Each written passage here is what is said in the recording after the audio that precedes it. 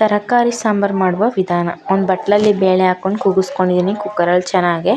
ಈ ಥರ ಕೂಗಿಸ್ಕೊಂಡಾದ್ಮೇಲೆ ತರಕಾರಿ ಕಟ್ ಮಾಡಿ ಇಟ್ಕೊಂಡಿದ್ದೀನಿ ಸಣ್ಣ ಸಣ್ಣದಾಗಿ. ಕ್ಯಾರೆಟು, ಬೀನಿಸು ಮತ್ತು ಆಲೂಗೆಡ್ಡೆ ಮೂರನ್ನೂ ಕಟ್ ಮಾಡಿ ಇಟ್ಕೊಂಡಿದ್ದೀನಿ ಸಣ್ಣ ಸಣ್ಣದಾಗಿ.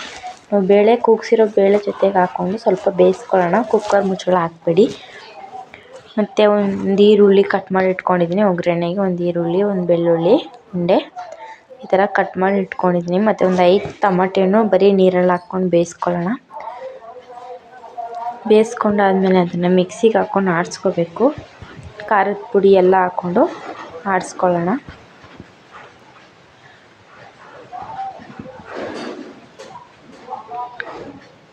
ಆಡಿಸ್ಕೊಂಡು ಒಂದು ಪಾತ್ರೆಯಲ್ಲಿ ಎಣ್ಣೆ ಹಾಕ್ಬಿಟ್ಟು ಸಾಸಿವೆ ಹಾಕ್ಕೊಂಡು ಬೆಳ್ಳುಳ್ಳಿ ಹಾಕ್ತಾಯಿದ್ದೀನಿ, ಈರುಳ್ಳಿ ಹಾಕ್ಕೊಂಡೆ.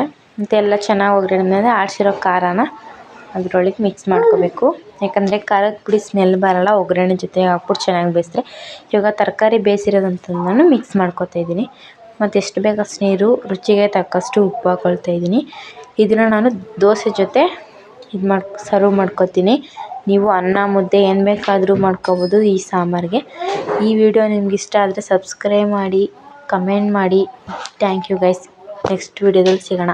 ಇದೇ ಥರ ನಿಮ್ಗೆ ಈ ವಿಡಿಯೋ ಬೇಕಂದರೆ ನನ್ನ ವಿಡಿಯೋನ ನೋಡಿಕೊಂಡು ಕಮೆಂಟ್ ಮಾಡಿ, ಲೈಕ್ ಮಾಡಿ, ಫಾಲೋ ಮಾಡಿ, ಶೇರ್ ಮಾಡಿ.